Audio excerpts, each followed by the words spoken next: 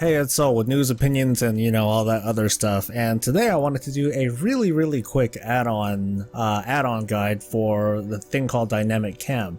As you guys might have heard about, there was a feature called Action Cam that was re-enabled by Blizzard in the 7.1 patch. So what I'm going to do right here is kind of demonstrate at least one small aspect of it, and to me it's the most important aspect of all, being able to kind of increase your field of vision. Now, the Action Cam does allow for some really wild and crazy things. It'll allow you to kind of zoom in and even lock targets when you're orbiting an enemy. I'm not going to show that here.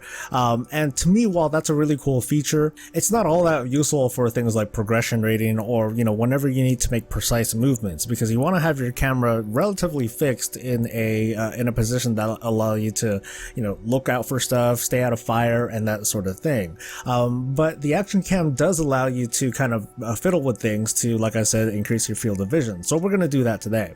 I'm using a blank profile. I don't have anything set. I just installed it's basically as if you just installed the add-on. So hit /DC for DynamicCam and it'll pull up this interface thing right here. You want to set it to enable, of course. You want to use the Action Cam because by default it'll use the DynamicCam add-on just uses your zoom functions to mess around with stuff. And we want to turn on advanced mode. Over here in situations, this is the kind of core of the DynamicCam add-on, where depending on your situation, if you're fighting, let's say, a raid boss, or if you're in a city, you go inside buildings, you get onto vehicles and things like that. But right now I'm not concentrating on that. I just want to get some really basic stuff done. So what we're going to do is take all this highlighted stuff and we're going to uncheck this enable situation box. We're going to do that for pretty much everything, because all we care about is just having a fixed camera set at one setting, and the only thing that we care about maybe messing around with is just our manual zoom. We only need to zoom as much as we need to, and that's about it. So I'm going to jump this really quick. Alright, so I think I turned just about everything off. I'm pretty sure. So we're gonna go into settings here, and under the default camera settings, we're gonna turn on dynamic pitch. And I don't know if you can see too well the center of my character. Well, it's kind of obvious. It's a little obvious. Just look in the center. But if we hit dynamic pitch, you'll see that I immediately kind of pivot to this lower area here, and you can see already. I can see a little bit more of the boss. So there's the boss there. I turn this thing on, and ta-da! I see a little bit more. So already this kind of changes things, especially if you're using a melee character. So if we wanted to adjust these, if we wanted our character's center, let me close this. And so you can kind of see already, just by having that one setting on, it really changes your perspective on bosses. Let me go ahead and turn this off one more time. Settings, turn that off. So this is basically default again, and as a normal melee character, this is what we see. And if we did want to see the whole character, we kind of have to fudge around with the camera a little bit. But using this, just using this, well, kind of changes things. We don't really have to do any crazy camera movements. So for a lot of folks, this might be it. This might be the end of the guide for you. But let's go just a little bit deeper, and I'll show you how to adjust this a little bit more. So the base field of vision pad, or field of view, I don't even know what it really stands for, but this base pad slider, we can adjust this so we can move the center of our character even further down.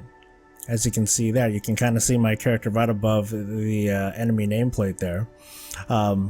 Setting it all the way down, it almost obscures them. But we could still move the camera. We can still kind of see around us if we were looking for fire or anything behind us. We do have some distance there. It's not much. It's not the same as having your zoom really far out. But if for the most part, I'm just kind of looking ahead, I can see like everything. I can see a really good chunk of the field. So let's jump back in again, and I will I'll change this pad downscaling. I'll crank it up all the way to the top. I guess it's supposed to be kind of a multiplier for this pad. So now my character really is at the bottom of my screen. it's behind my buttons, but of course I can see even more of what's ahead of me. Now, of course, there's a kind of a maximum usefulness to this. There's only so much of the field that I should be able to really survey. But this is probably be something that'd be useful for maybe like battlegrounds or anything like that, where I would need to see really far ahead. As for what I'm using personally, I'll go ahead and reset this thing one more time. I'll just kind of go from the top, enable action cam, turn on advanced mode, go into settings.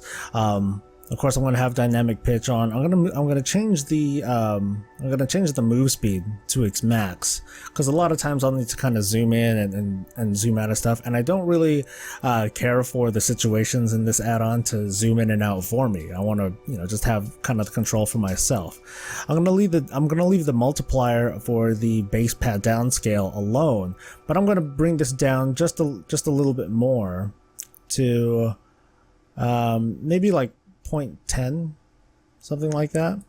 You can type it in too. There we go. 0.1. Hello. Real good, dude. So that's pretty much it. That's all that I really care to do. And obviously my character is all the way down here. I'm probably gonna have to adjust my UI a little bit more in order to kind of get the effect that I want, because I don't want my character to be too obscured. So a lot of things are going to change because of the action cam and because of this add-on. I think a lot of UIs are going to look really different going forward, either to suit this kind of look or to suit a look that suits more of the features of the action cam add-on. So it'll zoom in like crazy and zoom out and do all sorts of weird stuff. So that's pretty much it. This is just kind of a really quick guide. I just wanted to show you guys, just how this can possibly look, and a really easy to configure and simple thing to set up. You don't have to do like configurations for like all the dozens and dozens of situations that are possible. You could just keep it simple. Change the way that you want the look and feel of your WoW to be, and that's it. So yeah.